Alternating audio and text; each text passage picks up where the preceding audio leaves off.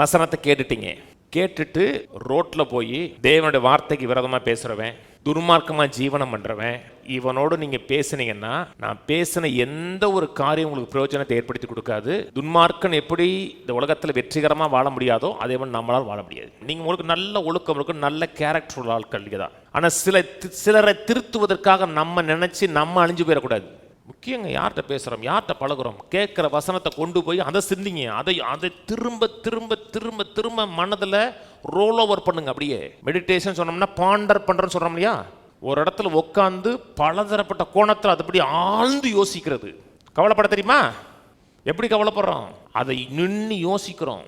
இது என்ன, அது என்ன, இது என்ன, இது என்ன செய்கிறோம், அது செய்யணும்னா அப்படியே வந்து யோசிக்கிறோம்யா. யோசிக்கும் போது கார் மேகம் வந்து இருட்டு மேகம் சூழ ஆரம்பிக்கும். அது என்னது? நெகட்டிவான காரியங்களை பாண்டர் பண்ணுவது, ஆழமாக யோசிக்கிறது. இது வசனம் என்ன சொல்லுச்சு, வாக்குத்தத்தம் என்ன சொல்லுதுன்னு அப்படியே யோசிச்சிங்கன்னா கர்த்தருடைய வேதத்தில் இரவும் பகலும் தியானமாக இருக்கிற மனுஷன்